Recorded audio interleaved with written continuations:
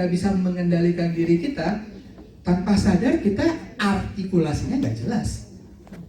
Beda tipis tuh sama yang nyangkut di pintu bus, blam blam blam blam blam blam. Tahu blam blam blam blam apa? Blok M. Yang bener blam apa blok M? Blok M. Nah, kenapa dia ngomong blam blam tapi kakak-kakak ngerti? Udah sering denger. Iya kan, nah makanya tadi gue bilang hati-hati. Kalau kakak pengen menjadi public speaker yang baik, artikulasi salah satu hal yang penting untuk diperhatikan. Keempat adalah intonasi. Mainin nada. Jangan flat. Gak enak kalau dengerin flat. Pintu teater 1 telah dibuka. Para penonton yang telah memiliki karcis dipersilahkan memasuki studio 1. Terima kasih buat kejujurannya. Saya aja gemes sama suara itu. Pengen saya nawarin, mau nggak saya VO?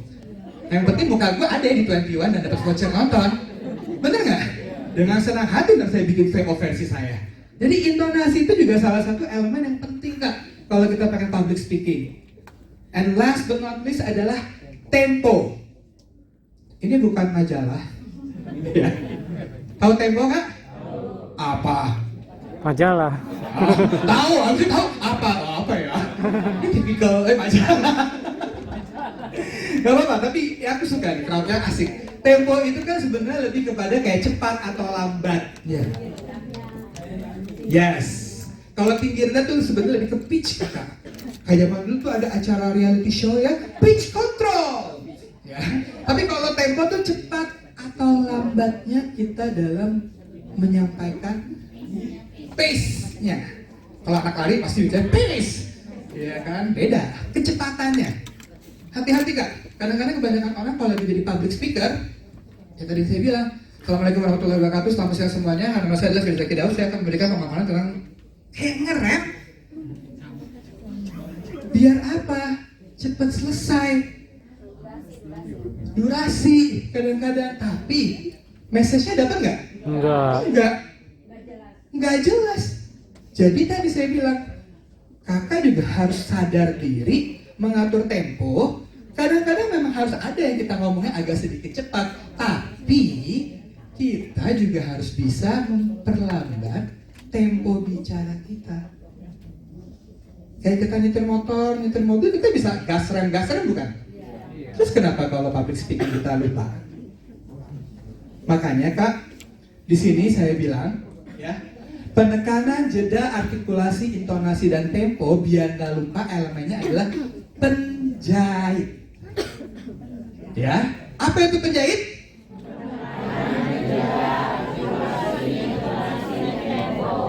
Yes, saya nggak minta kakak-kakak untuk langsung praktekin 5-5-nya.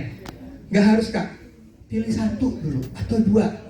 Kalau saya mesti rekomendasi, saya akan pilih pakai jeda dan tempo. Serius, yang lainnya nyusul aja.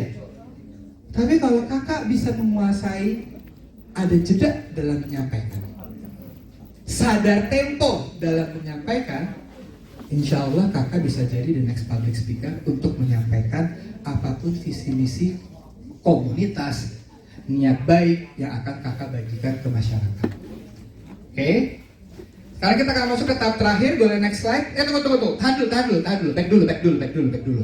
Saya butuh 2 orang. Back dulu boleh kak? 2 orang aja. Oh boleh kak, maju. Satu lagi laki-laki. Oke, silakan mas. Ya. Dengan kak siapa kak? Rini? Huai? Yang handphone itu? Salah ya kak ya? Didoain kak. Oh ya udah dadah. Saya mah nggak rugi. Jangan kak Rini. Kak Rini thank you. Satu lagi dengan kak siapa? Karangga. Wih, cinta di mana Karangga? Oke, Kak Rini dan Karangga dari tadi sudah menyimak presentasi saya kan? Oke, sekarang saya minta Kak Rini sama Karangga silakan balik. Boleh next slide? Saya kasih waktu 30 detik untuk baca singkat. Abis ini saya pengen ngetes antara Kak Rini dan Karangga mana yang bisa membawakan 3 paragraf ini dengan menggunakan penekanan, jeda, artikulasi, intonasi, dan tempo. Ini mau sweet atau gambreng sama saya? Sweet aja ya. Silahkan Kak. Yang menang atau yang kalah nih yang duluan? Yang kalah. Deal? Yang kalah duluan. Ayo, siap. Yang lain jadi saksi ya. Kak, sweet Kak. Tentukan mau sweet yang mana? Jepang atau sweet biasa? Sweet biasa itu berarti begini, begini, dan begini. Ya. Nggak ada yang nomor lain ya Kak ya. Begini, begini, dan begini ya. Aduh. Kalau paham pasti ngerti. Aduh. Ya. Sekali aja Kak. Oh, kalah ya. Karangga berarti duluan ya. Udah siap ya Karangga ya?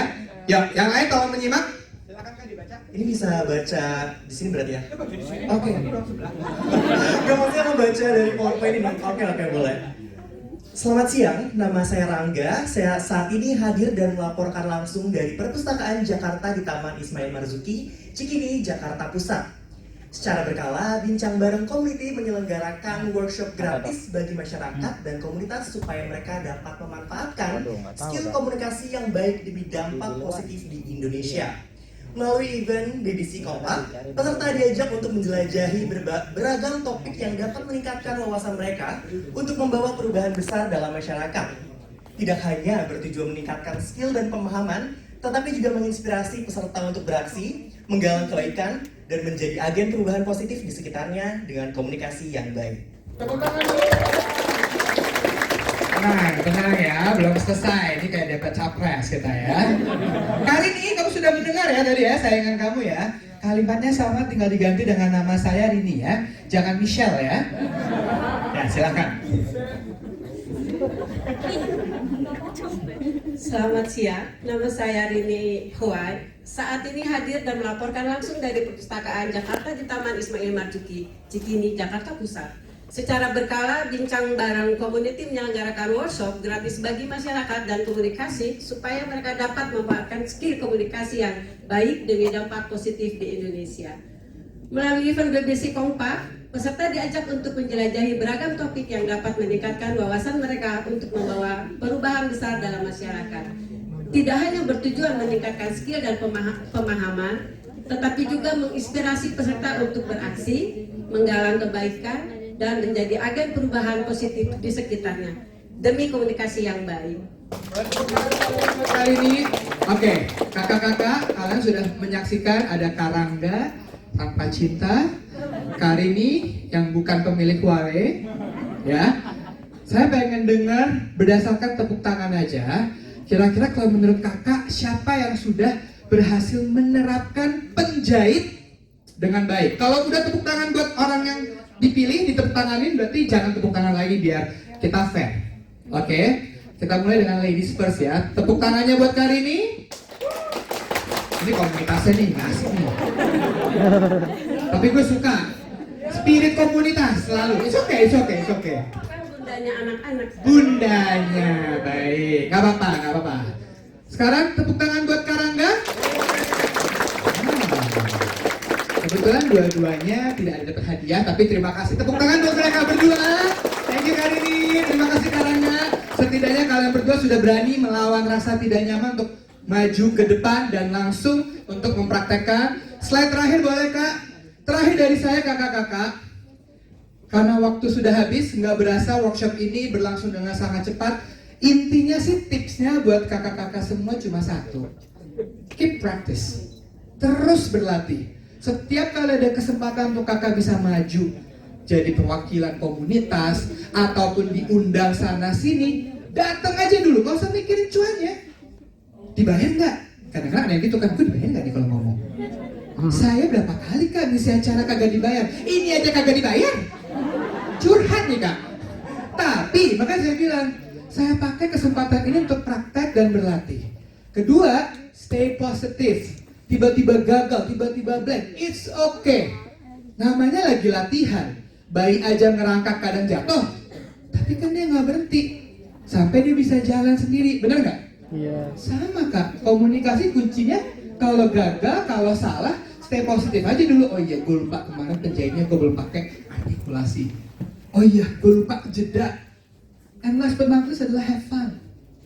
Doa saya cuma satu, Kak. Mungkin hari ini kakak ada di kursi penonton seperti sekarang. Karena saya 20 tahun yang lalu, 15 tahun yang lalu, 10 tahun yang lalu, bahkan sampai sekarang kadang-kadang juga masih sering duduk di kursi penonton persis seperti kakak-kakak, ambil foto, ambil foto, ambil foto. Yang ngebedain, saya terus melatih. Yang ngebedain, orang nyinyirin saya bodo amat. In the end, saya ada di posisi ini, sharing, berbagi untuk banyak hal kebaikan. Makanya saya sekaligus izin promosi, toh ini acara komunitas. Kalau komunitas kakak atau kakak pribadi salah satu orang yang concern dengan isu lingkungan. Next week saya punya satu event, namanya Bestari Festival. Kebetulan salah satu speaker kita hari ini namanya Mas Oki Sutanto, yang abis ini juga bakal ikutan jadi narasumber, akan berbagi banyak insight-insight menarik seputar keresahan kita sebagai warga bumi yang kayaknya kok Jakarta udah makin gak enak ya. So feel free kalau mau ikutan datang, kita bisa ketemu lagi minggu depan. Kalau mau tanya-tanya, mohon maaf karena waktu habis, silakan kirim pertanyaan lewat Instagram saya @firza.daud. Insya Allah kalau saya mood saya balas. Loh, saya ngomong jujur Kak, saya aja jarang-jarang buka. Tapi it's okay, kalau saya mood dan saya lebih sering mood, saya pasti akan balas. Oke? Have fun semuanya, selamat belajar di sesi berikutnya. Wassalamualaikum warahmatullahi wabarakatuh. Waalaikumsalam. Oke. Gimana mukanya udah pada lemes dong ya? Iya. Oh enggak, malah makin kencang. Oke teman-teman, materi yang diberikan Kak Firza sangat bermanfaat buat kita. Terima kasih untuk Mas Firza. Tepuk tangan sekali lagi boleh buat Mas Firza. Yang bisa kita yang bisa saya rangkum, gak apa-apa kita gagal, yang penting kita mau mencoba dan yang penting dipraktekkan dari senam Bukan. muka, dari P3 P3K. Tadi ada juga Lion Face. Lion Face. Iya. Kalau mau face gimana Kak Dimas? Oke, iya setuju sekali Kak Dimas dan teman-teman. Kalau teman-teman mau lebih banyak lagi belajar tentang public speaking dan juga komunikasi, jangan lupa nih untuk mampir ke booth kita, booth BBC di depan. Teman-teman bisa scan QR code-nya, terus daftarin diri teman-teman untuk menjadi anggota dari Bincang Bareng Community. Atau bisa mendaftarkan komunitasnya teman-teman nih buat dapetin workshop atau training komunikasi gratis dari Bincang Bareng Community. Oke, sebelumnya mari kita kembali ke dalam sesi highlight community. Siap Kak Mega. Mari kita bacakan community highlight. Asik. Oke. Community yang akan saya highlight hari ini sekarang ada yang pertama Indonesia Youth Movement. Makna ini Indonesia Youth Movement Di mana? wah, Iya di hati kita semua lah ya. Indonesia Youth Movement komunitas pengabdian masyarakat yang memberdayakan daerah-daerah terpencil di Indonesia dengan tagline mari beraksi membangun negeri. Wah, sangat luar Boleh kita biasa. tepuk tangan buat Indonesia Youth Movement. Oh iya, aku lupa Kak Dimas, teman-teman Indonesia Youth Movement ini lagi mulai pengabdian masyarakat ke daerah Belitung. Iya. Jarang dong ya. Jadi hari ini dia lagi di kapal pel nih. Oke, lanjut Kak Oke, Dimas. komunitas yang kedua, Osoji Club Jakarta. Komunitas berbasis kesukarelawan yang peduli dalam lingkungan dan permasalahan sampah yang ada di kota Jakarta. Wah, mana tepuk tangan nih buat Osoji Club. Iya. Oke, yang ketiga, Alzheimer, sebuah organisasi non-profit yang memiliki visi dan tujuan meningkatkan hidup orang dengan demen atau ODD dan Alzheimer. Oke, sekali lagi tepuk tangan buat Alzheimer Indonesia atau Alzi. Nah teman-teman, ini Kak Dimas tuh dari tadi malu-malu ya. Aku bilang, Kak Dimas nggak apa-apa loh, total aja tuh yang community highlight gitu. Malu ke aku, katanya aku soalnya sendirian gitu. Terus yaudah deh, sekarang aku mau cariin teman yang berani memberikan gestur total community highlight seperti gaya Kak Dimas itu ya. Hadiahnya ini bukan main-main teman-teman, HP. sebuah perangkat HP. HP. Kalau HP gue maju kan? perangkat pengglowing wajah seperti yang tadi sudah saya bagi-bagikan di awal. Jadi biar semakin glowing, glowing, kenapa jadi glowing? Ini chat community begitu ya. Oke teman-teman, siap ya? 1, 2, 3 yang berani untuk maju dan berani malu ya. Oke, siap teman-teman ya. Ye, cek Kak Dimas pada teman. Jadi malunya bareng-bareng. 1. Sabar Kak, sabar Kak. Udah tidak sabar untuk mempermalukan diri sepertinya yang lain selesai ya. 2, 3. Yang mana? Gua boleh yang gua itu coba Kak, ya Kak. Oh ya Kak. Sendiri aja Kak. Iya, apa? Sini, sendiri aja. Ah, sweet ya. 1, 2, 3. Iya, oke. Yang menang. Yang menang kamu sini. Ayo. Kak Dimas, saya tekankan kita mau mencari pemenang kuis, bukan mencari jodoh Anda. Silakan Kakak di sebelah sini boleh ya. Kakak, namanya siapa, dari mana Kak? Dari ya? Nama saya Fadila dari SMK 48. Dari SMK Negeri 48 Jalan Bukan dulu. Kak Dimas, Anak buaran. tolong ya, masih SMK. Buaran. Tolong banget, ini masih SMK. Coba boleh community highlight. Oke, please Yang ngomong heboh dulu, Kak. Iya. Yang heboh. Coba kamu ajarin dulu. Kamu juga gak heboh. Jadi gini. Community highlight. Iya. Coba ya. Nah, coba ya. Sambil senyum gitu. Ya gimana? Ulangi ya. Yuk, mau sama-sama dulu abis itu Agak nanti. sama. Ayo boleh. Wah, udah besti. Ayo. Yuk, 1, 2, 3. Community highlight. Tepuk tangan dulu. Oke, kayaknya Kak Fadil udah bisa menggantikan saya ya. Saya pamit undur diri. Oke, Kak Raini. Oh, sekali lagi katanya kurang malu ya, masih belum malu kan? Ah, gimana? Oh, ya. Ya minimal saya dapat rumah lah di surga ya kalau nggak dapat Aubrey ya. Yuk, siap? 1, 2, 3. Community highlight. Wah! Oke Kak Raini, boleh dikasih hadiahnya. Terima kasih Kak. Terima kasih Kak Dila. Gak sia-sia jauh-jauh dari Buaran ya, SMK Negeri 48 Jakarta ya. Sekali lagi Kak Dimas, saya ingatkan masih SMK. Baik. Sudah. Oke, itu dia komunitas yang lain teman-teman. Buat teman-teman komunitas yang komunitasnya belum disebut, tenang aja. Nantikan di community highlight selanjutnya. Nah, sekarang langsung aja kita masuk ke sesi berikutnya.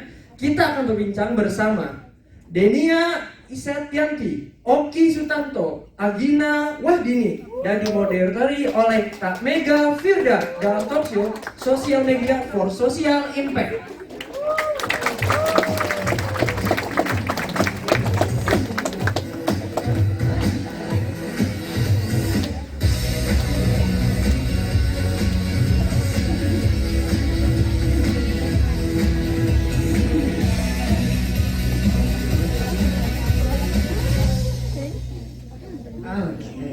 Halo teman-teman. Halo lagi bersama saya dalam versi duduk. Alhamdulillah. Oke, baiklah, saya akan mengundang narasumber kita pada sesi kali ini. Berikan tepuk tangan kepada Kak Denia Isetianti, Kak Oki Sutanto, dan juga Kak Nina Wahdini. Silakan kakak.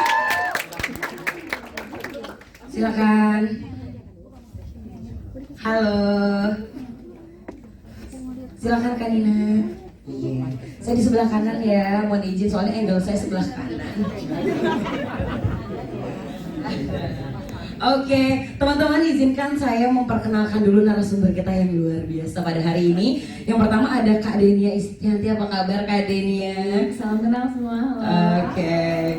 Kak Denia ini adalah founder dari Clinomic, betul ya? Sebuah perusahaan research yang berfokus pada sustainable business. Cuan lestari. Cuan lestari, walau cuan tetap lestari. Ya, lanjut selanjutnya ada Kak Oki Sutanto. Halo Kak Oki. Kak Oki ini adalah seorang penulis, betul? Yang tulisannya Kenapa tuh Kak? enggak apa-apa. Yang tulisannya kerap kali merobek-robek pikiran saya ya, si kaum overthinking. Oke, selanjutnya juga ada Kak Agina Wahdini. Selamat siang apa sore ini? Siang Kak Agina.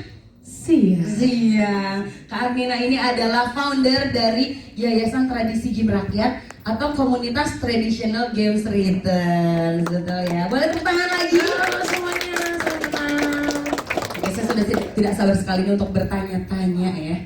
Jadi pada kali ini kita akan membahas tentang social media for social impact. Asik, keren banget pakai bahasa Inggris ya. Jadi teman-teman, menurut teman-teman nih kakak-kakak di sini, seberapa besar ya dampak sosial media terhadap kegiatan yang teman-teman lakukan deh gitu di platform masing-masing gitu. Mungkin boleh dimulai dari yang paling deket sama saya, Kak Denia, silakan. Ya, assalamualaikum warahmatullahi wabarakatuh. Salam kenal ya teman-teman. Jadi kalau di Clinomic itu kan singkatan dari Clean Economic. Jadi kita adalah platform media yang ngebahas tentang sustainable business. Makanya tagline-nya itu cuan lestari, gimana caranya kita mencari cuan tapi tetap peduli dengan lingkungan gitu. Nah, social media berdampaknya luar biasa banget karena biasa kalau sekarang itu kan apa-apa viral dulu habis itu terjadi sesuatu gitu ya. Nah, di platform Clinomic sendiri kita tuh ngerasain banget dengan kita mengkomunikasikan visi misi kita, terus kita menceritakan inspirasi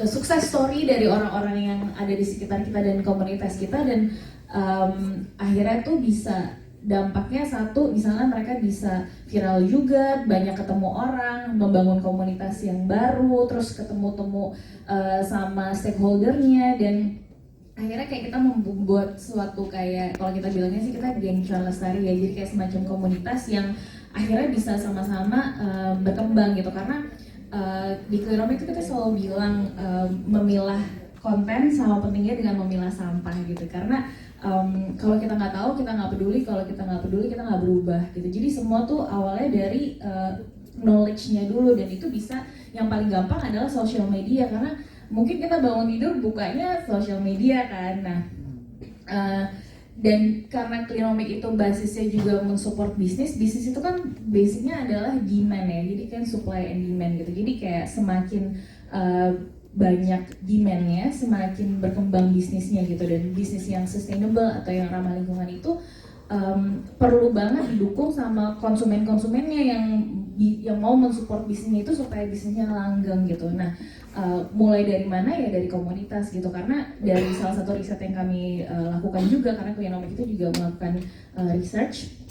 Salah satu stakeholder utama yang paling penting nih di startup cuan lestari adalah, nomor satu adalah komunitas gitu, dan itu semua bisa mulai dari social media. Wah, berarti memang luar biasa besar dampak sosial media ya, apalagi belakangan ini kita akrab dengan fenomena viral ya kan. Jadi kalau bikin konten tuh harus viral gitu ya. Tapi teman-teman jangan sampai kita ini ya tertelisut dengan kata viral itu sendiri. Jadi jangan yang penting viral, tapi viralkan yang penting gitu ya. Nah, kalau menurut Kak Oki nih, bagaimana peran sosial media terhadap kegiatan yang Kak Oki lakukan? Oke, thank you pertanyaannya. Salam kenal semuanya. Kalau sebelumnya ada tagline-nya cuan lestari. Kalau saya sebagai kokoh-kokoh, cuan aja. Tiga kali gitu cuan. Jadi dulu saya berpikir seperti itu, bahwa ya hidup ya cari cuan aja gitu kan, cari sesuatu yang profitable, sesuatu yang benefit buat kita gitu ya. Tapi sejak saya mulai menulis dan saya membagikan pemikiran saya, perasaan saya, keresahan saya lewat sosial media, itu saya jadi mendapatkan banyak sekali hal-hal yang sebelumnya saya tidak bayangkan, dan itu bukan cuma sekedar cuan. Saya bisa dapat teman-teman baru dari sana, saya bisa kenal dengan orang-orang yang sebelumnya nggak ada bayangan tuh bahwa saya bisa kenal dengan mereka gitu, dari penyiar radio, dari artis, dari politisi, akademisi dan lain sebagainya. Karena saya menulis, karena saya membagikan, lalu mereka mengapresiasi tulisan saya, dari sana kita bisa saling kenal gitu. Dan saya setuju banget bahwa untuk saat ini salah satu media yang paling impactful dan tidak terprediksi impactnya itu, dampaknya adalah ya media sosial gitu. Meskipun di Indonesia ini skor PISA kita mungkin rendah, skor IQ kita juga mungkin urutan keberapa ya dari seluruh dunia. Lalu digital civility kita, skor keadaban digital kita juga mungkin paling rendah gitu ya, jelek sekali skornya. Tapi untuk urusan penggunaan media sosial kita itu juara. Kita tuh urutan 3 besar lah untuk penggunaan Instagram, penggunaan TikTok, Pokoknya penggunaan media sosial itu paling besar. Jadi kalau ingin memberikan dampak itu paling besar untuk saat ini ya dari media sosial gitu. Mungkin saya sedikit berbeda kalau kedua rekan di atas ini memang sudah punya social cause-nya masing-masing. Jika ada tentang permainan tradisional, ada tentang cleanomics. Ya, itu dia. Kalau saya sendiri memang tidak punya komunitas atau platform sendiri yang membawa satu social cause tersendiri, tapi kadang juga tetap bisa membawa impact tertentu. Ketika saya pernah membagikan pengalaman saya mendonasikan buku ke komunitas literasi di Papua, saya cuma bikin story aja, nggak ada minat untuk ngajak atau apa, tapi dari situ jadi banyak yang ikut terinspirasi melakukan hal yang sama juga gitu. Ketika saya sering membagikan tips menulis, membagikan kegagalan saya ketika menulis, suka ngirim tulisan ke media ditolak dan lain sebagainya, lalu jadi banyak kalau saya juga, oh ternyata bisa ya orang yang nggak bisa nulis pun belajar untuk menulis, dan mereka jadi terinspirasi untuk ikut menulis juga gitu. Ada yang sekarang sudah bikin buku, ada yang tulisannya diterbitkan di media dan lain sebagainya. Itu semua bilang saya bahwa mereka ngeliat bahwa apa yang saya lakukan itu bisa mereka ikuti gitu. Mungkin seperti itu Kak. Iya, itu dia dari Kak Oki. Dan aku baca beberapa tulisannya Kak Oki juga ya, dan ketika kayak baca itu aku jadi mendapatkan perspektif lain ya yang lumayan mengurai kerutan pemikiran kepala Gen Z ini ya Kak ya gitu. Jadi kayak wow, ternyata aku tidak sendiri gitu ya. Ada beberapa tulisannya Kak Oki yang membuat aku merasa oh ternyata ini juga valid dirasakan oleh orang lain. Dan bedanya adalah Kak Oki menuliskan, kalau saya kebetulan dipendem aja gitu ya pemikirannya. Nah selanjutnya nih Kanina nih, boleh pandangannya Kanina tentang seberapa besar dampak sosial media terhadap kegiatannya Kanina ya bersama teman-teman di komunitas. Bersama kamu juga ya? Oh iya betul. Oke, tadi kakak-kakak memulai dengan tagline, kita punya tagline juga. Kasih Kanina. Kasih, lupakan gadgetmu, ayo main di luar ya. Mana Tijar? Coba jangan tidur dulu ya. Jadi lupakan gadget, main di luar. Apa hubungannya dengan media sosial? Nggak boleh pakai gadget apa gimana gitu ya? Lupakan gadget itu artinya supaya anak-anak tidak terus-menerus menggunakan gadget, bisa menggunakan gadgetnya dengan bijak. Komunitas kami fokusnya kepada permainan tradisional dan juga pemenuhan hak bermain untuk anak-anak, dan juga sarana bonding bagi orang tua dan anak yang mungkin bingung mau main apa. Dan beberapa aktivitasnya juga kadang kita yang berkelanjutan juga dengan barang-barang bekas kita olah jadi mainan gitu ya. Dan dari awal kami bergerak dari 2016, selama 7 tahun itu tidak berhenti berusaha mengajak masyarakat, mengajak teman-teman baru, mengajak relawan dengan menggunakan media sosial. Dari nol teman-teman ya. Jadi kalau ada yang bilang media sosial nggak bisa bawa impact, ini buktinya. 7 tahun masih ada sampai sekarang, isinya relawan semua, nggak pernah pakai ads karena memang komunitas relawan ya, uangnya alhamdulillah dari siapa? Cuan-cuan nanti ya, insya Allah dari Tuhan kali ini cuannya. Iya, karena geraknya itu kan mungkin teman-teman juga tahu ya, gimana caranya kita tuh pontang-panting susah payah gitu ya. Bukan masalah branding komunitas ini keren apa segala macam, tapi kita mengedepankan dulu isunya. Bagaimana membuat orang lain tertarik dengan permainan tradisional ala kuno, udah lama dan lain sebagainya. Tapi dengan adanya media sosial yang super gratis, Mama Miss ini bisa menjadi wadah mempertemukan nih Kak Mega ya, dari teman-teman traditional games Returns dengan relawan baru, bahkan bertemu juga dengan teman-teman organisasi yang lain yang mau ajak gimana sih kalau mau kerjasama itu potensi cuan tadi datangnya juga dari media sosial gitu. Oke, wah seru banget ya bagaimana ternyata media sosial ini ibaratnya adalah salah satu senjata ya dari kakak-kakak bertiga ini ya untuk berbagi ilmu, merekrut relawan dan merekrut cuan, betul Bu Nina ya gitu, dan juga menuangkan keresahan-keresahan ya Kak Oki ya. Nah boleh dong Kak diceritain pengalaman kakak nih ketika di project sosialnya kakak gitu ya, untuk di up ke sosial media gitu. Apa dulu nih yang dilakukan? Menceritakan isunya dulu kah? Menceritakan kakaknya dulu kah? Sebagai founder gitu ya? Atau apanya yang harus dilakukan gitu untuk untuk menyuarakan project yang ingin kita lakukan lewat sosial media? Silakan Kak Denia. Iya, jadi kalau di Cleanomic itu kita punya content guidelines yang udah jadi kayak pakem gitu ya setiap kali kita membuat konten. Nah, jadi ada 3 hal yang utama. Nomor 1, kita mesti jadi kalau mungkin secara keseluruhan dulu ya, secara keseluruhan tuh konten yang Cleanomic itu kita berusaha memanusiakan suatu isu dengan bahasa yang mudah dimengerti dan relatable sama teman-teman. Jadi tergantung nanti isunya apa, tapi secara umum kalau kita bikin konten tuh nomor 1 kita selalu ngebahas sebenarnya isunya tuh apa sih gitu. Apa yang menjadi isu, kenapa isu ini penting. Yang kedua, apa dampaknya terhadap diri kita sendiri. Jadi ketika ada isu terus ini sebenarnya dampak ke kita tuh apa sih gitu ya. Nah yang ketiga, misalnya terakhir adalah call to actions. Jadi kayak ketika ada isu terus kita tahu dampaknya apa nih yang bisa kita lakukan. Jadi kayak orang tuh nggak cuma terima informasi doang, tapi tahu apa yang mesti dilakukan setelah itu, jadi nggak ngerasa helpless. Contoh misalnya nih, Cleanomic pernah bikin satu konten tentang sampah antariksa. Sampah itu nggak cuma ada di dunia doang sekarang. Sampah itu udah ada di antariksa dan aku mau. Terus yang kedua, dampak selain dampak bisa kena si sampah antariksa dari luar angkasa itu, kalau misalnya sampah itu makin banyak terus kayak merusak existing satelit, itu kan juga mengganggu forum komunikasi kita kan gitu. Itu jadi salah satu hal yang perlu diperhatikan juga sama orang-orang. Nah, yang ketiga apa sih yang bisa kita lakukan? Jadi kan kayak itu suatu hal yang kayak jauh banget gitu ya. Terus apa nih yang bisa kita lakukan? Nah, ternyata ada komunitas dan ada organisasi society yang kita bisa ikutan sebagai warga dunia, dan itu international organizations yang kita bisa ikutin untuk bisa menyuarakan dan ngingetin selalu ke pemerintah isu ini penting untuk diperhatikan lebih lanjut. Itu salah satu contoh yang gimana caranya kita membuat konten. Nah berarti kalau dari Kak Denia itu yang pertama paling penting adalah isunya dulu, dampaknya ke kita, terus apa yang bisa kita lakukan ya. Karena kalau buang sampah di kali, dampaknya jangka panjang. Kalau sampah antariksa, dia jatuh langsung ambiar gitu ya. Nah kalau Kak Oki gimana Kak Oki?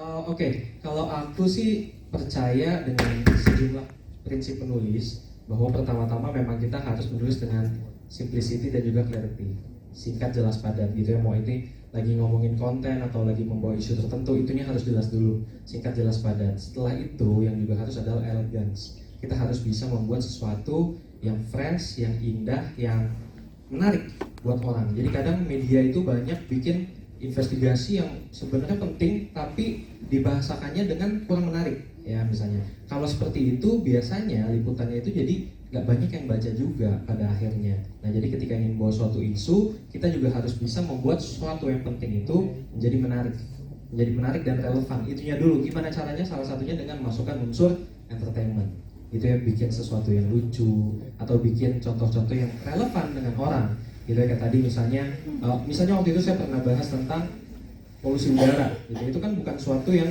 sebenarnya menarik buat banyak orang, tapi ketika dibuat contoh-contoh, anak-anak jadi banyak yang sakit loh sejak polusi udara ini makin memburuk.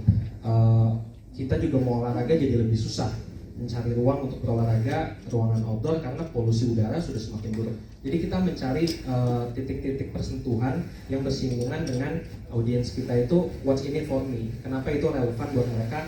Nah itunya dulu, jadi kita harus bisa bikin itu relevan dan menarik buat mereka, baru nanti mereka bisa engage dengan isu yang kita bawa gitu Pak. Oke, nah berarti tetap isunya ya Kak Oki ya, cuman kemasannya harus menarik gitu ya, supaya isu kita nih juga menjadi isu mereka gitu. Nah kalau Kanina gimana Kanina? Sama. Lagi-lagi ya? Iya, pokoknya intinya kalau di permainan tradisional ataupun isu lain yang mungkin punya produk yang asing bagi orang lain, kita harus bisa nunjukin kita tertarik sama mainan ini. Ada Iya, boleh diganti dulu mic-nya ya. Yang itu mati. Iya, boleh. Iya. Mic-nya satu lagi. Oke. Dan juga tunjukkan kebahagiaan. Kenapa orang harus mencoba permainan itu? Kenapa kita harus melestarikannya? Dan pastinya juga, aku selalu bilang karena ini yang dilakukan sama TJR dari awal, nggak usah udah 3 aja jualan di sini ya. Iya, yang ini Mas. Iya. Ya ini ada isu mic ya. Ada. Tolong dibantu ya teman-teman ya. Iya, kalau aku selalu bilang sama teman-teman relawan, karena mungkin kita gerakan organik, jadi kita nggak terlalu bergantung dengan angkanya harus segini-segini. Jangan kecewa, jangan sedih kalau lihat angkanya ternyata yang like 1, ya nggak apa-apa ya. Satunya Bu Dina lagi. Ember ya, kita lagi. Jadi nggak usah khawatir. Yang orang selalu takut itu adalah nanti nggak dapat engagement yang banyak dan lain sebagainya. Tapi konsistensi kita dalam mengupload, bahwa kita keluar terus aja nih, isu kita penting, isu kita tuh sesuai, isu kita layak diperjuangkan, meskipun awalnya cuma 1 like, lama-lama juga bisa jadi snowball yang sangat berefek gitu ya. Karena permainan tradisional atau isu-isu sampah dan yang lain itu gak cukup cuman 1 minggu 1 kali posting, 2 minggu 1 kali posting. Kapan orang mau ngehnya gitu, lama-lama itu akan membawa dampak, orang share dan lain sebagainya. Itu jadi kekuatan bersama gitu. Jangan jadikan itu sebagai kelemahan, karena kita nggak akan pernah tahu kapan magicnya media sosial terjadi. Tiba-tiba tahun berikutnya baru dibahas nih konten kita. Tutorial congklak baru rame nih di YouTube, padahal udah diposting 3 tahun yang lalu. Jadi intinya itu, kalau mau berbuat baik, kalau mau share sesuatu yang baik, nggak usah perhitungan sama audiensnya, nggak usah perhitungan sama angkanya. Lakukan aja, do the best aja pokoknya kita. Gitu. Oke, berarti lagi-lagi isu dan juga urgensinya ya. Oh, Iya. boleh tepuk tangan dulu teman-teman. Iya, itu dia. Nah, aku penasaran banget di perjalanan kakak-kakak dalam akhirnya menemukan platform untuk bersuara di sosial media gitu ya. Ada Klinomik, aku tahu ada Instagramnya ya. Juga Kak Oki ini juga menarik, postingannya tulisan tapi di Instagram gitu ya. Juga traditional games return, kalau nggak salah semuanya dibabat ya Bu ya. Tetap yang penting konsisten gitu. Mungkin boleh diceritain gimana perjalanannya Kak dalam menentukan platform itu akhirnya. Jadi kalau Klinomik itu emang udah dari 2018 ya, dan waktu itu sih kita emang startnya di Instagram sama blog, karena aku sih dari dulu emang udah suka ngeblog. Jadi kalau misalnya ada yang tahu Geocities sama Friendster dulu, itu tuh sebenarnya udah suka ngeblog di situ gitu. Jadi kayak emang startnya ya blog sama Instagram. Dan kalau dari aku sih sekarang kayak aku nggak terlalu mikirin kayak ya di TikTok apa segala macam. Jadi emang aku sih lebih milih untuk fokus di satu platform dan berusaha dengan konsisten di situ. Jadi kalaupun misalnya konten di TikTok atau YouTube itu kayak udah itu mirroring aja, karena emang fokusnya di Instagram karena berusaha realistis juga dengan resource yang ada gitu. Jadi kayak yang penting kualitas pesanannya nyampe dan nggak mau terlalu ngoyo ngejarin semua platform yang ada.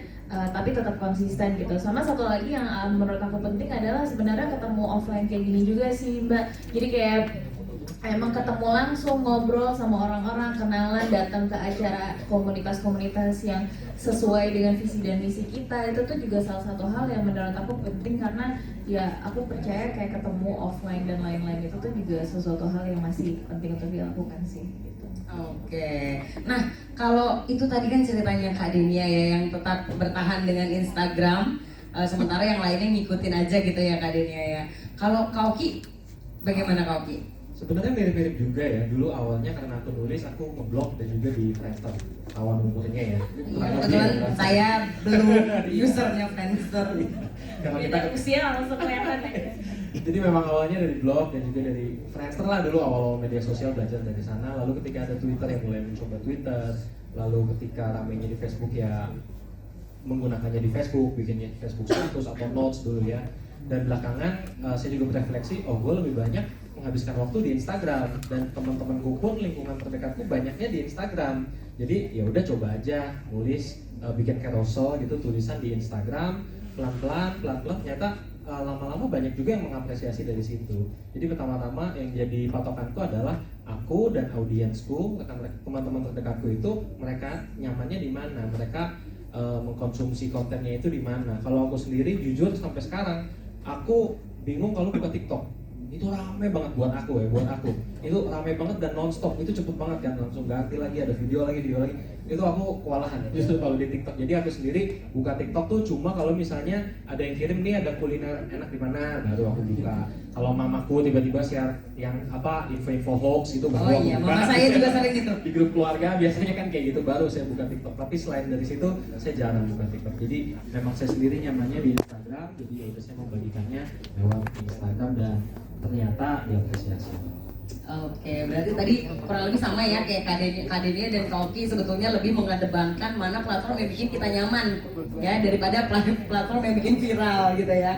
Kalau dari Kanina gimana Kanina? Iya, aku jawab yang benernya dulu ya. Iya. Karena takutnya nanti aku juga lulusan ilmu komunikasi sobat-sobatku ya. Jadi jangan sampai nanti memfasilitasi gitu ya. Iya, yang benernya pilih satu media sosial yang dikuasai, yang memang sesuai dan bisa berkomitmen di sana, betul ya. Itu ada segmentasi, targeting, positioning, itu semua harus kita lakukan di satu sosmed biasanya supaya ngumpul semua. Apalagi kita udah riset, oh ini media sosial ini yang terbaik nih untuk aku. Cuman mohon maaf lahir dan batin nih sobat-sobat ya, karena traditional games returns ini isinya relawan banyak, jadi kita manfaatkan semua yang ada. Ini salah satu strategi juga yang punya komunitas dengan banyak member.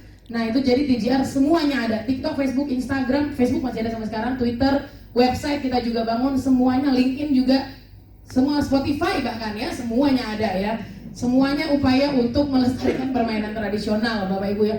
Padahal kalau dipikir-pikir susah apa enggak? Tentu susah sekali, tapi dengan adanya relawan, tadi aku bilang keajaiban relawan itu mewujudkan semuanya bisa. Jadi pesan bisa macam-macam, ada yang teks pendek-pendek di Twitter, ada yang bersuara di Spotify dan lain sebagainya. Peluang-peluang itu bisa diambil oleh komunitas dengan media yang gratis, tinggal kitanya aja mau memanfaatkan apa enggak gitu ya. Soalnya juga banyak media-media mainstream, misalnya TV, radio dan lain sebagainya itu tertarik dengan apa yang kita posting, kemudian akhirnya terinspirasi untuk menghubungi ini kontak personnya, boleh nggak kita liput. Jadi dari yang media sosial bisa jadi lebih besar dibantu dengan kekuatan media mainstream lainnya. Jadi teman-teman komunitas pun isu yang teman-teman perjuangkan akan menjadi orang lain rasa penting, kemudian akan diadopsi tadi ilmu penting-pentingnya tadi, dan akhirnya dibantu sebarluaskan. Jadi itu adalah potensi dari media sosial yang nggak bisa kita tutupi. Apapun kemampuan kita, yang penting posting gitu. Posting kayak lele kompak gitu ya. Sama gitu ya. Oke, berarti menjadikan sosial media segala bentuk platformnya itu sebagai peluang gitu ya gitu. Karena dari sosial media ternyata bisa merambah ke media-media yang lain. Nah teman-teman, mungkin kita bisa ada satu pertanyaan untuk Kak Denia, Kak Oki, dan Kak Agnina. Silakan teman-teman yang mau bertanya, boleh angkat. Ya, boleh dong. Nunggu itu takutnya. Oke, selamat siang Kak Mega. Terima kasih Kak Mega kesempatannya. Saya mau nanya ke Kak Agnina ya. Kak Agnina kan komunitas sebagai founder Traditional Games Returns. Nah, saya mau nanya, kebetulan saya salah satu volunteer untuk Bekasi Ritual. Nah, jadi kan kami selalu mengadakan kegiatan, saya tergabung dalam Ritual Indonesia gitu ya. Nah, apakah Kak Agnina ada kerjasama gitu ya, atau mungkin pelatihan-pelatihan yang bisa diikuti oleh saya dan teman-teman, biar karena kan pada saat misalkan kita event, misalkan di perpustakaan atau orang lingkungan yang memang sudah terbiasa bertemu dengan gadget, orang tuanya jauh lebih melek, itu jauh lebih enak. Nah, saya itu kan salah satu kegiatan di Bekasi Ritual itu kami membacakan di CFD. Nah, orang-orang tuh banyak yang masih bingung, yang belum tahu membaca buku, dan bahkan yang menyedihkan ketika saya ngobrol ke anak-anak gitu ya. Kan saya pikir kalau di CFD tuh orang tuh datang untuk jajan gitu ya. Daerahnya juga kan kota Bekasi, maksudnya tidak terlalu jauh bukan Indonesia yang di daerah terpencil. Ketika saya tanya anaknya, suka baca buku nggak? Suka, bukannya buku pelajaran gitu. Jadi buku yang ada di rumah itu hanya buku pelajaran. Nah, akhirnya setelah pertemuan pertama kami tuh hanya bawa buku aja, pertemuan berikutnya kami menyediakan hula hoop gitu ya. Jadi kalau anak-anak tuh, oke, yuk sambil baca, banyak yang takut gitu kalau mau datang ke kebun kami gitu, atau enggak orang tuanya, ayo udah yuk kita mau ke sana gitu.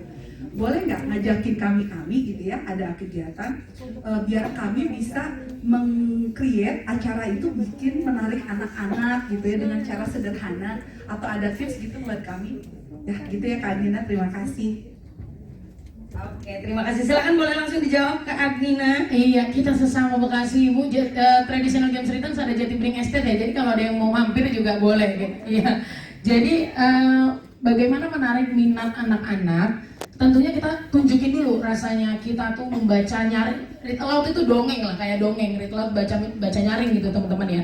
Jadi itu bisa kita duluan yang mulai. Gimana caranya kita mencontohkan membaca anak-anak mungkin jadi audiensnya dulu. Ntar begitu anaknya tertarik, gantian anaknya yang akan membacakan. Nah, untuk training dan peluang kolaborasi, Traditional Games Return selalu siap menerima, karena kita biasanya juga sebelum mulai main, entah ada ice breaking, ada dongeng, ya read aloud salah satunya. Jadi kita bisa berkolaborasi. Setelah ini boleh kita ngobrol lebih lanjut. Pokoknya yang mau tahu permainan tradisional bisa nanti kita bareng-bareng gitu. Oke, terima kasih Kak Nina. Nah mungkin sebelum, boleh tepuk tangan dulu, mohon maaf. Oke, mungkin sebelum kita mengakhiri sesi kita pada siang hari ini, kakak-kakak boleh dong kasih satu tips nih mungkin buat teman-teman di sini yang ingin memulai untuk menyuarakan ide, menyuarakan kegiatan sosialnya gitu ya di sosial media. Tipsnya dari Kak Denia, Kak Oki dan Kak Agnina. Silakan Kak Denia. Mungkin tipsnya adalah mulai aja dulu. Terus yang kedua adalah riset sih. Jadi kalau ekonomi kan memang basisnya riset ya. Dan ketika kita mengeluarkan suatu konten, pastikan itu informasinya akurat, bukan misleading, bukan sesuatu hal yang ya misleading atau nggak akurat lah ya gitu. Karena ketika udah ditaruh di sana itu kan kayak udah publik gitu. Jadi jangan sampai informasi yang kita keluarin itu justru malah merugikan orang lain atau lepas dari tujuan kita yang sebenarnya pengen membuat sesuatu yang bermanfaat gitu sih. Oke, terima kasih. Itu dia ya teman-teman ya. Mulai aja dulu, itu kayak kenal ya. Mulai aja dulu dan jangan lupa riset ya. Jadi jangan sembarangan informasi yang disebarkan gitu Kak Denia ya. Oke, selanjutnya kalau dari Kak Oki tipsnya seperti apa nih Kak Oki? Tadi aku mau pakai itu, mulai aja dulu. Agak banyak pakai. Oke, paling kalau dari aku yang cukup penting itu cari tahu dulu kenapanya. Cari tahu dulu kenapanya, milikilah alasan yang kuat. Kenapa kita ingin menulis, kenapa kita ingin konten, kenapa kita ingin berkarya gitu ya, tanpa alasan yang jelas. Jadi kita jadi nggak punya kompas nih. Ketika nanti kita mulai konten, yang lagi rame bikin ini ikutan. Trennya sekarang ini ikutan. Lagi tren bikin prank yang ngerjain ojol misalnya, ikutan semata biar rame aja, karena nggak punya alasan yang kuat. Jadi menurutku salah satu yang paling penting adalah miliki dulu alasan yang kuat. Kenapa mau berkarya, kenapa mau konten. Entah itu mau berdampak, entah itu pengen membagikan perasaan, ingin belajar sesuatu, apapun lah itu, miliki dulu tujuannya. Dan kalau bisa itu motivasi yang sifatnya internal. Jangan eksternal, gue mau jadi YouTuber yang punya 1 juta subscriber gitu misalnya. Itu hal-hal eksternal yang sebaiknya untuk mula-mula jangan dulu mengejar hal-hal eksternal. Mau dapat jutaan follower, mau dapat cuan yang banyak dan lain sebagainya. Jangan, carilah motivasi internal. Kenapa? Karena berdasarkan riset, kalau misalnya kita melakukan sesuatu, misalnya punya resolusi tahun baru dan lain sebagainya, kalau motivasinya itu internal, ketika suatu saat ada halangan, ada hambatan, kita lebih mungkin untuk bertahan, kita lebih mungkin untuk tetap berjuang melawan semua hambatan itu. Tapi kalau motivasinya eksternal, entah itu follower, jumlah uang, ujian dan lain sebagainya, ketika ada hambatan, ketika kita terbentur tembok, itu akan cepat banget untuk kita menyerah. Paling dari aku itu aja. Terima kasih banyak Kak Oki. Terakhir untuk Kanina, silakan tipsnya. Sebelum kasih tips, aku mau kasih pertanyaan. Boleh. Pada punya sosial media, kakak-kakak? Siapa yang postingan media sosialnya 0? Biasanya Genzi itu Kak. Ember, tiba-tiba 10 atau 5 ya, pelit-pelit ya. Jangan pelit-pelit sayang. Ini mumpung gratis, nanti tiba-tiba kalau bayar baru gelagapan ya. Jadi artinya adalah kalau kita punya media sosial, Mau posting muka sendiri boleh nggak? Boleh ya. Mulai percaya diri kalau menurut aku. Uraikan dulu semua tanda tanya yang ada di kepala. Keraguan-keraguan itu hempaskan dulu. Kalau ada achievement, kalau ada hal yang ingin dibagikan, pikirkan itu akan menjadi motivasi buat orang lain. Bukan kalian pikir, aduh jadi bahan gibahan nih gue kalau bilang baru menang juara 1 Olimpiade Matematika, nanti dihujat sedunia. Enggak. Jadi mulai ubah dulu pola pikir bahwa posting itu adalah bentuk kita saling sharing, kita caring. Jangan apa-apa itu takut, jangan apa-apa itu belum nyoba, aduh nanti dapat komen gini. Kalau memang belum sanggup untuk menerima komentar-komentar baik yang positif atau negatif, bisa di turn off dulu. Tapi intinya beranikan dulu gitu ya. Berani untuk menerima diri sendiri, apa yang kita pedulikan, apa yang kita komitmenkan itu bisa di-share. Lalu kalau misalnya belum ada nyali nih di media sosial sendiri, join komunitas, bantu banyak komunitas yang butuh content writer, yang butuh designer, yang butuh admin sosial media, minimal itu dulu. Gitu. Jadi kalau itu semua sudah terlampaui, insya Allah teman-teman juga bisa jadi jembatan bagi semua orang untuk bisa sama-sama belajar. Gitu kalau dari aku. Terima kasih Kak Nina. Boleh tepuk tangan sekali lagi untuk ketiga pembicara kita pada siang hari ini, sesi talk show ini. Saya dari tadi memperhatikan teman-teman, kok pada nunduk, apa ngantuk, apa tidur, kata saya. Ternyata pada nyatet, luar biasa. Tepuk tangan juga buat teman-teman yang masih semangat. Masih semangat ya. Sekali lagi terima kasih kepada Kak Denia, Kak Oki, dan Kak Nina. Demikianlah talk show Social Media for Social Impact ya. Dari sini kita mendapatkan banyak pencerahan bagaimana sosial media bisa menjadi sebuah peluang untuk kita melakukan kegiatan berkontribusi dan memberikan dampak sosial selama teman-teman ya kita memiliki motivasi yang kuat dari dalam diri kita. Karena dengan motivasi internal kita akan lebih tangguh gitu ya kalau ya menghadapi tantangan-tantangan ke depan. Dan jangan lupa teman-teman, ini yang paling bahaya dari sosial media adalah hoax. Jadi ingat selalu kata Kak Adenia, riset, cuan. Ya gitu. Tetap ujungnya cuan karena kita semua cinta cuan. Baiklah kalau gitu, saya tutup dulu sesi kita kali ini. Terima kasih kepada para speaker dan teman-teman. Wassalamualaikum warahmatullahi wabarakatuh.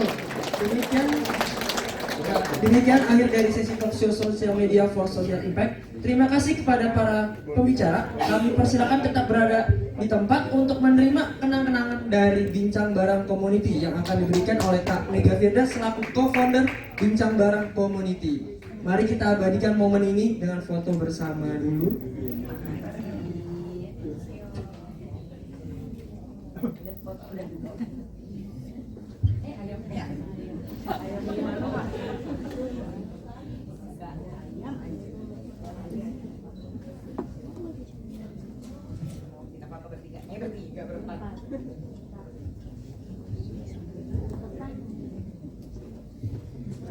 Oh, kurang dekat.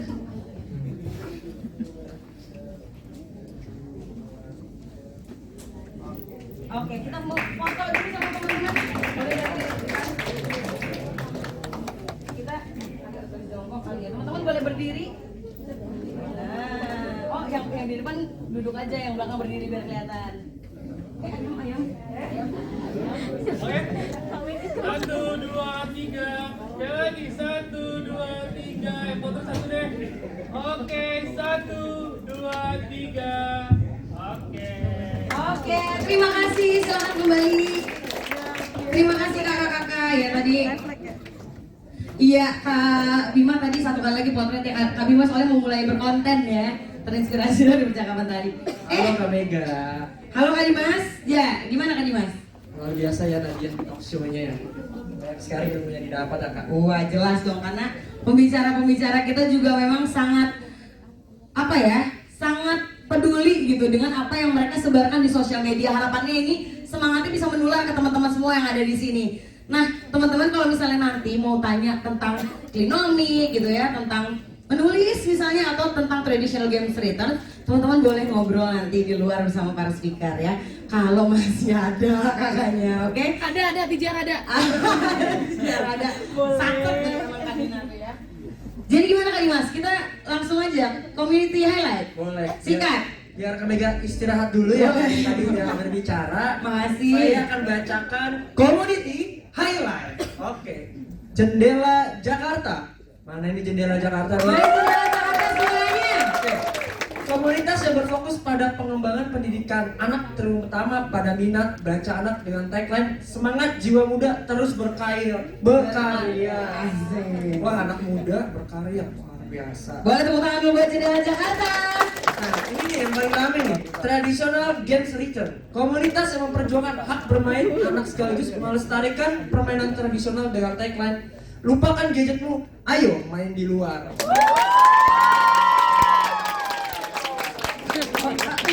Semangat banget kalian muncul ya. Oke, itu dia tadi Jendela Jakarta dan Traditional Games Return. Kebetulan itu dua-duanya saya di situ kali Mas. Jadi kalau mau ketemu saya lagi, gabung ke komunitas itu dan komunitas bincang bareng. Yang boothnya ada di depan teman-teman. Tinggal apa? Oh udah apal ya. Tinggal scan barcode-nya, daftarkan diri teman-teman untuk menjadi anggota bincang bareng community atau daftarkan komunitas untuk mendapatkan training gratis dari bincang bareng community. Kita bisa bicarakan Kak, tenang saja. Ya, oke. Nah, Kak Dimas, selanjutnya nih teman-teman, kita akan masuk ke sesi berikutnya. Kita akan berbincang bersama Safira, Prihatingsi dan David Rizal, juga dimoderatori oleh Angga Ruiji Rahayu dalam talk show Communication with Action.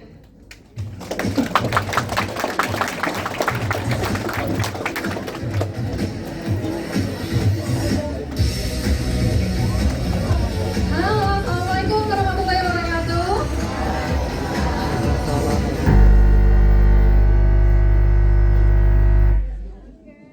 Semangat sore ini.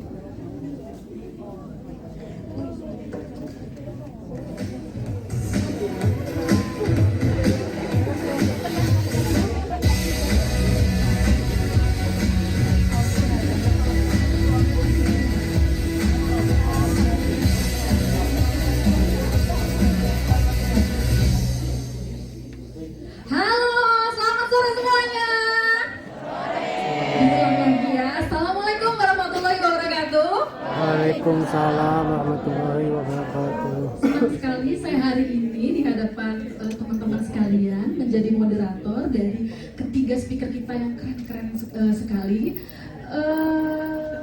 Waduh, ini masih semangat semua, matanya masih tertuju ke saya, berarti masih semangat semua. Apalagi nanti ada ketiga speaker yang kita akan bicarakan tentang communication with action. Apa sih sebenarnya communication with action? Ada yang tahu? Oke, kita panggil dulu ya para speakernya. Yang pertama adalah seorang host, model dan aktris, Kak Safira.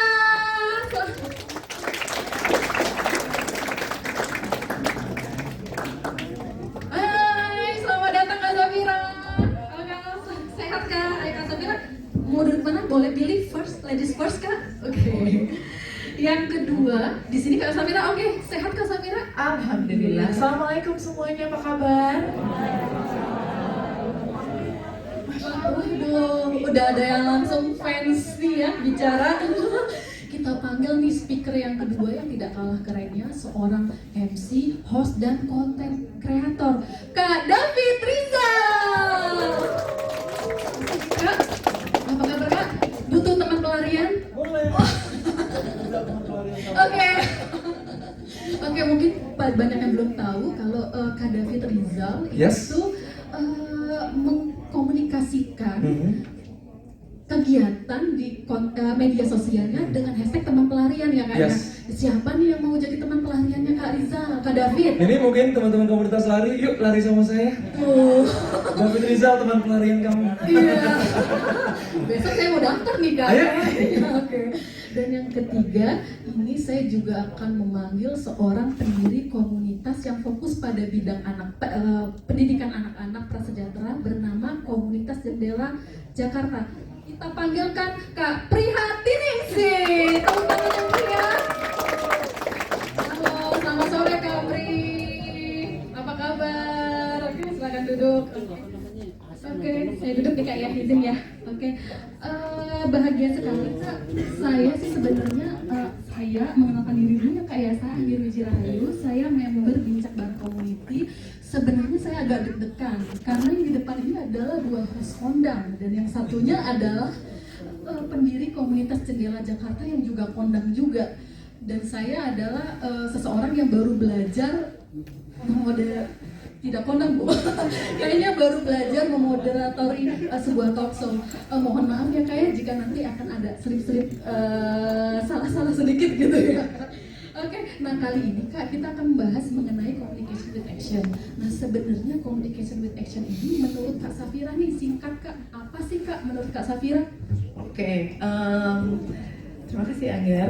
Terima kasih teman-teman semuanya yang udah datang. Senang banget ketemu berbagai macam komunitas di sini yang saya tahu pasti lebih banyak aksinya dibanding saya mungkin ya dengan sub fokusnya masing-masing. Nah, sesuai dengan tema kita Communications with Actions adalah kalau menurut aku mungkin nanti bakal ditambahin sama dua teman-teman di sini sebuah aksi gitu ya untuk wrap up dari berbagai macam narasi-narasi yang udah diomongin gitu, atau misalnya narasi-narasi yang sudah disampaikan dalam bentuk komunikasi dan sebagainya.